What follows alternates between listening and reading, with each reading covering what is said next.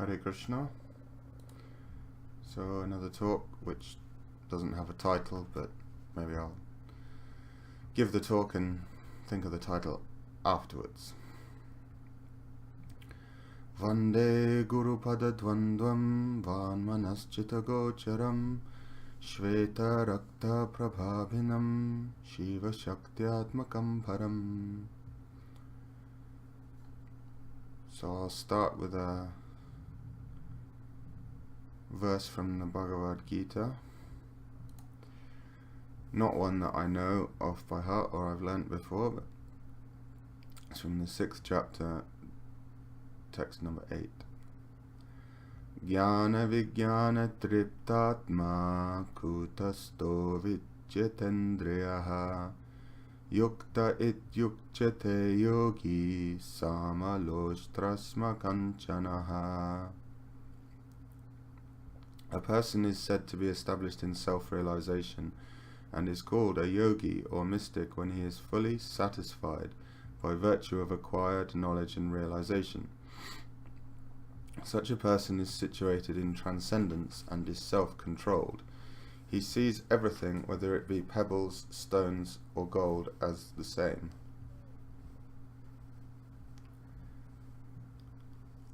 So this verse is similar to the one in the 5th chapter where Krishna says Pandita Samadashanaha, that the yogi sees everything with samadrishti, sees the same, and this is Brahman drishti, that we see Brahman everywhere, although you can't see Brahman because it's not a thing, nor is it not a thing.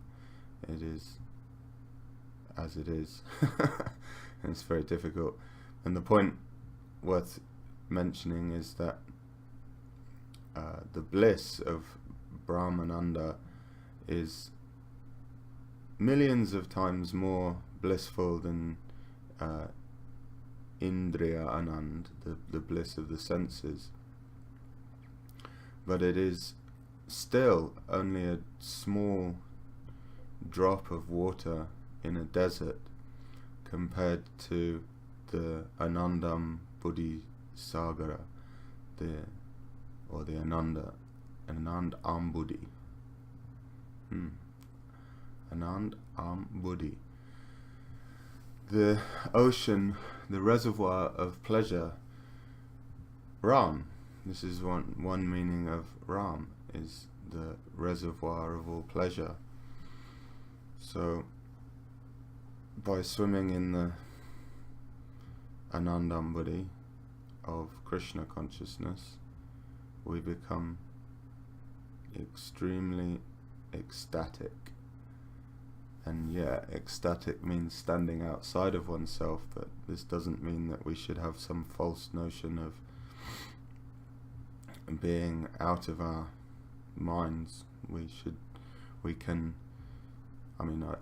I don't like to say should, because some say shouldn't be in the dictionary, because God's given us free will, He's given us freedom to choose, but by associating with sadhu sangha, after some shraddha, faith has arisen, then we realize that it's better for us to take to spiritual life instead of material life, because it's pratyaksha vagamam damyam, that it's directly perceivable.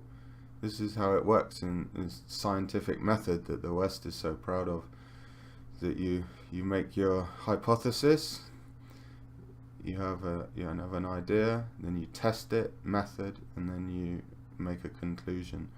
So we can be scientists in our spiritual lives and look to the past. I know Bhaktivinoda Thakur said, "Forget the past that sleeps, and never the future dream at all, but act in times that are with thee, in progress thee shall call," which is very nice little poem. But we can, because we do look into the past sometimes, so we can look back at. It's different looking at the past in your spiritual life than looking and getting obsessed with your past material life. So we can make a small experiment and say, was I happier when I was chanting my rounds and living in the association of sadhus, or was I happier when I was fornicating and philandering and taking drugs or whatever any of these other things people do? And I would wager, certainly in my own experience, that the answer is yes. I was much happier then when I was Krishna, a little bit when I was on the path to Krishna consciousness, because as we mentioned yesterday, there's a long way to go. We can't just, it's very presumptuous to expect to become a ragatmika straight away. You have to be patient. These qualities, tolerance, compassion, patience, are very important. But this point really is that it's this saying in chalk and cheese. Maybe it's a British saying. I don't know where it comes from, but they say it's chalk and cheese, meaning the two completely different things, like to eat. So if you eat chalk, it's not very tasty. But if you eat, I don't know many people, I do know someone actually, but who doesn't like cheese. But generally cheese is very acceptable to most people. So the material mundane life is chalk. It's very unpalatable, and not only that, it's not nutritional, whereas the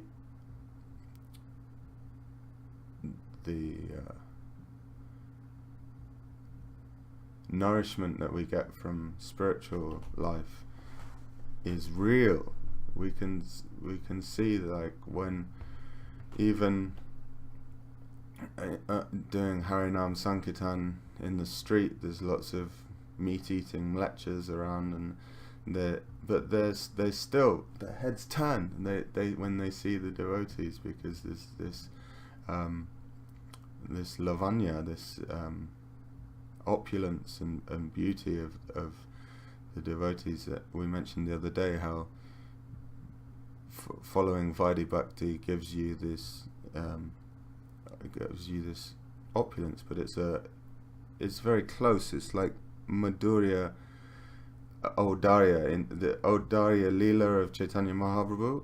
It's not that is devoid of madhu, of the honey, the sweet taste of Krishna Nam. It's not that it's devoid of that. It's generally called Audarya Leela, or Leela of magnanimity, but it doesn't mean there's no sweetness in there.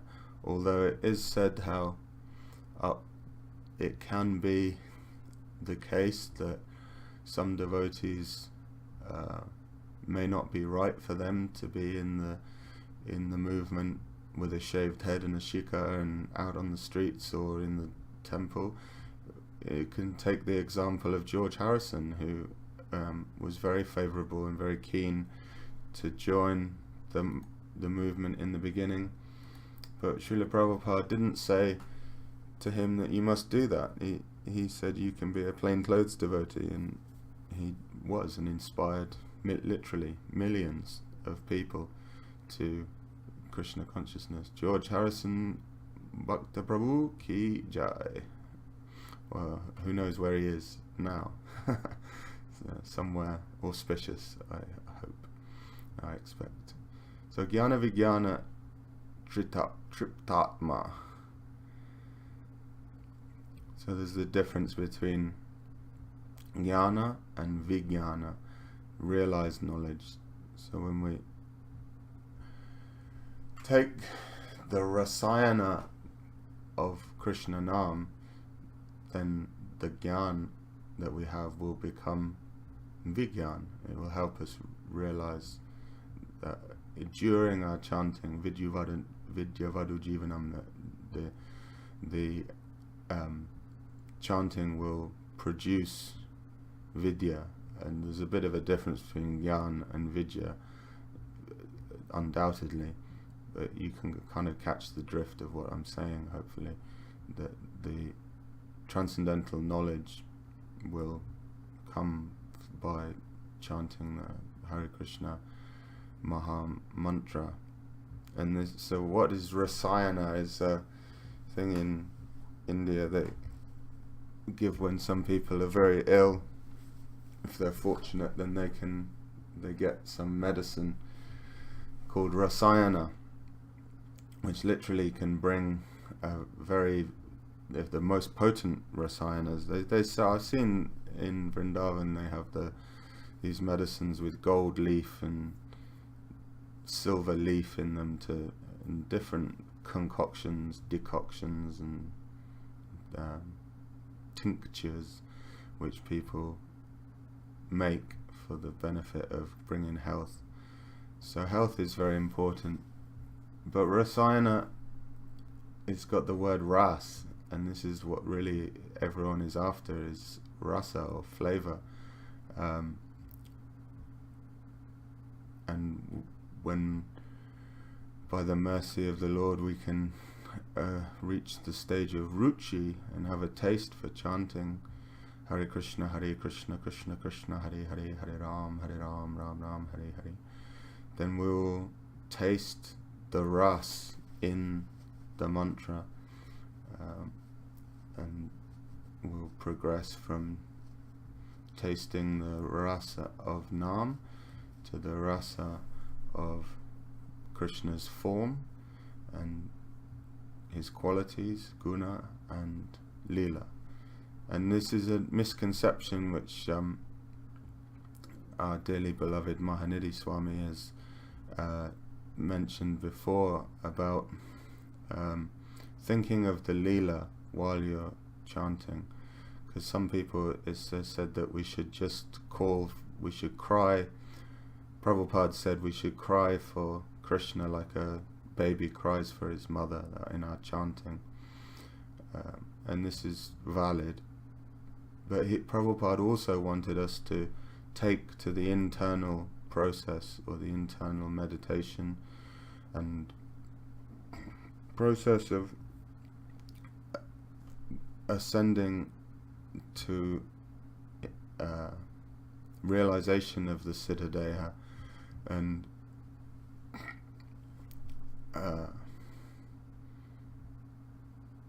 developing an internal bhajan, as well as any overt activities that we do, such as preaching. And we've mentioned this before, that in order to be a Goshtyanandi preacher, one has to have strength in his own bhajan, be a bhajan anandi, and this is a very important point. That is bhajan anand. Yeah, the ruchi, the taste for the chanting may not be there, but Prabhupada used this example of the jaundice, that when someone has jaundice, they can't taste the sweetness of sugar or cotton candy or something, but the medicine for jaundice is sugar. So you take the sugar, and then when we become healthy, you'll realize that it was sweet all along, that it wasn't something that was an artificial imposition. This is again the rope and the no snake. It will come to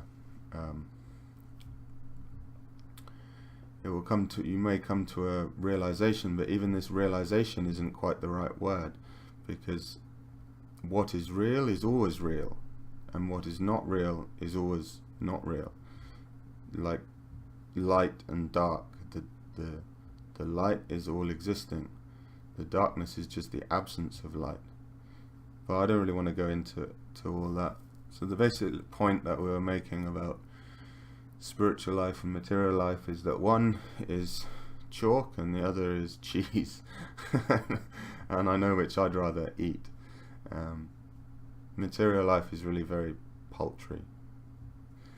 So I've prepared some other little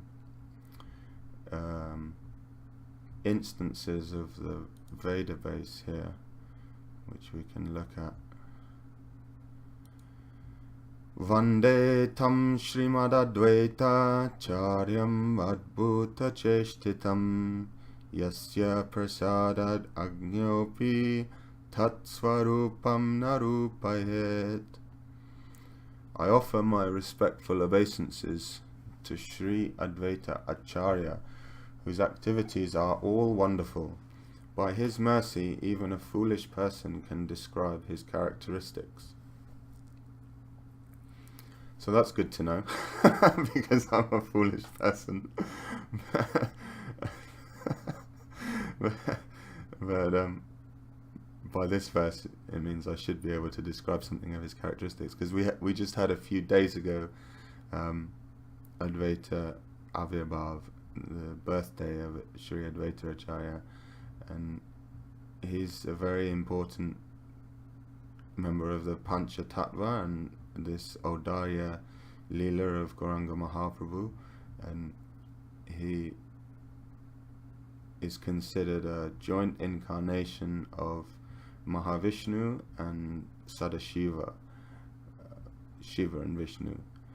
Shivaya Vishnu Rupaya, Shiva Rupaya Vishnave, Shivasya Hridayam Vishnu, Vishnuscha Hridayam Shivaha. So this is the very common discussion in India that goes on for a long time and probably will always be going on about Shiva is supreme, no, Vishnu is supreme, Shiva is supreme, no, Vishnu is supreme. And the Shiva Bhaktas and the Vishnu Bhaktas will fight it out till the end of time, peacefully, I hope. Well, they're not always. There have been riots in the past between Shiva Bhaktas and Vishnu and Vaishnavas, Shaivas and Vaishnavas, and then there's also Shaktas and Smartas and all these different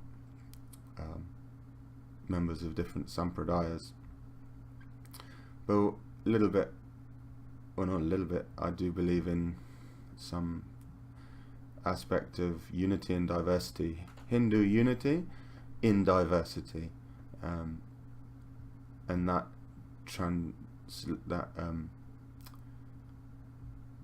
should be taken in every sense of the word to mean in all of Bharat. So Advaita Acharya was part of the Chaitanya Leela. He called for Chaitanya Mahaprabhu to descend, and he was an old man. He's like 60, 70 years older than Gauranga, but we can see the power of Nam Sankirtan in that Advaita Acharya would dance in the kirtan very ecstatically with Gauranga, Nityananda, Gadadhar, Srivas, Haridas, and all the other different personalities of Gauda Leela, which didn't just take place in Gaudadesh, it took place in all over India. It would travel from you can just imagine the scene, because in the south of India the skin color is generally very dark, very black, and very beautiful, and Gauranga Mahaprabhu is, and they're quite short also, and the Gauranga Mahaprabhu is very tall, 7 feet tall, with golden skin, and so he stood out. This saying, stood out like a sore thumb, but Gauranga Mahaprabhu didn't stand out like a sore thumb. He stood out like a golden volcano of divine love. And there's one book by Sridhar Swami, Golden Volcano of Divine Love. It's a nice aphorism to describe Chaitanya Mahaprabhu. And as many know, some may not know, Chaitanya Mahaprabhu gave us the Shikshashtakam, his 8 shlokas, in which we've commented on the first shloka, Chetodapanamarjanam Bhavamahadavagni Nivapanam Shreya Kairava Chandrika Vitaranam Vidyavadu Jivanam, etc. And we could go deeper into that shloka on a different day. But today I wanted to comment on the 3rd verse, which is possibly the most famous.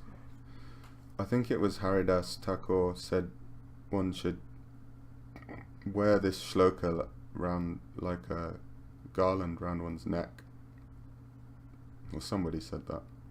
So in ISKCON it's very much lauded very highly, this shloka. Trinadapi sunichena taro eva sahishnuna amanina amanadena kirtaniya sadahari. One who thinks himself lower than the grass, who is more tolerant than a tree, and who does not expect personal honor, but is always prepared to give all respect to others, can very easily always chant the holy name of the Lord.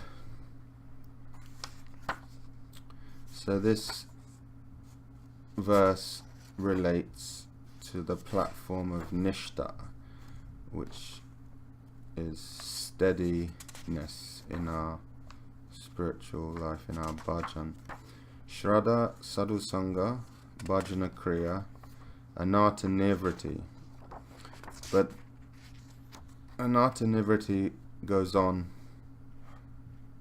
a long time. It's not that this is just a simple ascending process of, right, so I get the faith, and then I do the bhajan, and then I do this, and then I do that, and the lower limbs, lower rungs fall away from that. No, it's a process of preservation. You still need Shraddha, you still need to do the Sadhu Sangha, still need to do the Bhajana Kriya, still need to do Anartha Nivriti, or conversely Artha Pravriti. But we should, because this Anartha Nivriti stage can seem like a huge ocean and can stop us from swimming in the Anandam Buddhi, the ocean of bliss, and we start swimming in the ocean of Anartha worries about, I got all these anarthas, I can't get rid of them. So we should keep our eyes on the horizon. We should look to the next platform, which is Nishta, because after Nishta things get a lot easier. That we can, not that we relax, but we can start to kind of change gear. You know, if you're driving in a car, if you try and get everywhere in first gear, you're going to blow the engine up. You need to, at some point, you need to change. You know, second gear is you go through that and then very quickly. Third gear, you can only go so fast, and then fourth gear, yeah, okay. Now the engine is ticking over nicely. So Nishta is like a nice complement to our spiritual life, which everyone should aspire for. And it's steadiness. It means that we then become, and it can seem impossible to achieve, and I know I haven't achieved it, so I can't really say too much, but slowly these different aspects of the shiksha, the Shraddha to Prem process in the Shikshashtakam, they come up like a staircase, and we have to walk up the staircase, but maybe it's like a slope of a hill that gets a little bit less steep after a while, and then it gets steeper again, and then you realize, oh, I'm going downhill, and then it's very steep again, and then it mellows out. But the general trajectory is always upwards. This is because Krishna doesn't want us to stay in this material, mundane consciousness. He everything that that happens to us is for us to learn, and like they say, it's okay for us to make mistakes as long as we learn from them. So this requires humility, which is why this verse, Trinada Pisa Nichana Tarori Versa Hishnana Manadena Kirtana Sadahari, is so important, because when we have tolerance, when we think ourselves less than the grass, when we are more tolerant than a tree, then we become tolerable to others, and others become humble to us, like I was saying, everything becomes a lot smoother sailing. But like there's this saying that smooth seas do not make good sailors. So this is why Krishna challenges us and tests us to invoke us towards Nityadam, Shridam Vrindavan, which is everyone's ultimate destination, or not, because taking transcendental time into consideration, one can enter the Brahma Jyoti, the effulgence of Krishna, and stay there for an infinite amount of time, which should be avoided. But still, from that infinite amount of time, because infinity is infinite, if you take something away from infinity or you add something to infinity, you've still got infinity. You can then be, by Krishna's mercy and one's own efforts, as we heard the other day, that pushti is one thing, this mercy is very much required, and it can seem like it's dependent on more, our progress is dependent more on mercy than on works, but some people think it's dependent on works more than mercy, but the truth is that both are required. So from Nishta, when we develop these genuine moods of humility and tolerance, then a genuine desire to do seva appears. This point about Krishna testing us and making us difficult makes me think of the pastime of Talavan, when Krishna was a boy and he was playing with Balaram and Sridham and Subal, and they heard some Gopa came to them and said that they have discovered a forest not some distance away, I'm not even sure if it was out of Vraj Mandala, but it was somewhere, certainly it wouldn't have been out of Krishna's spiritual domain, because that comes with him when he comes to Martyalok. Then the Vrindavan comes with him. The Boma Vrindavan is the Nityadam Vrindavan, but it also isn't, because it is, if you know what I mean. Then the process of Ruchi comes. So Krishna and Balaram and Subal and Sridham and many of the other Gopas went to Talavan to take these fruits. they'd heard about these delicious fruits which weren't available anywhere else. But the forest had been taken over by Dhenukasura, I think his name was, the donkey demon, the ass demon. There's a bit of a difference between a donkey and an ass, I think, and then there's a mule as well, I don't know, but anyway, he had this form of a donkey, and they fought with them, and Krishna, they had lots of fun swinging these donkeys by the ankle. There's one brilliant painting from the early days where Krishna and Balarama are swinging these donkeys, because the Dhenukasura had some comrades in arms, some other demons with him, and eventually it was Balaram, not Krishna, who killed this donkey demon, and then they enjoyed the delicious fruits of the Talavan. And this Leela shows how things that are rare, unavailable, take on a special taste of bliss, because they're very difficult to attain, and even there may be some danger involved in acquiring them.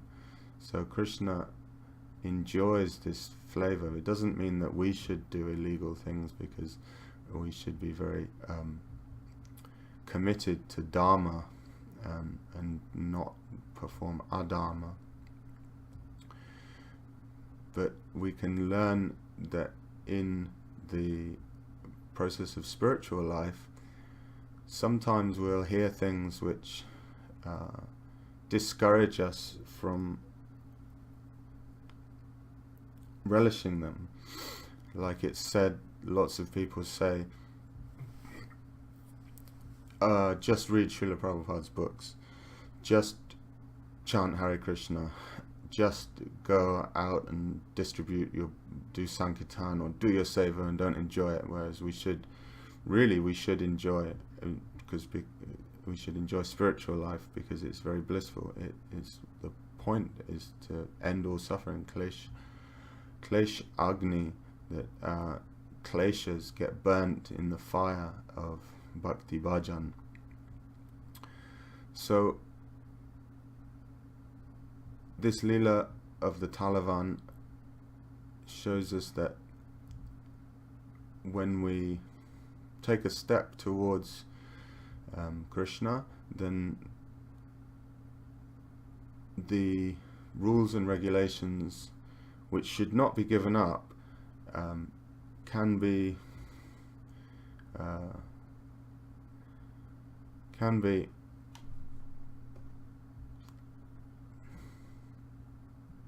mutated, for want of a better word.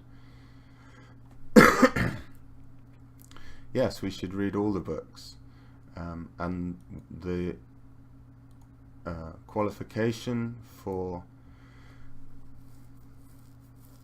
reading the different Leela Shastras is the sacred greed, as Anantadas Pandit, the Mahant of Radhakund, has said, coined this phrase of translation of Lobha as sacred greed.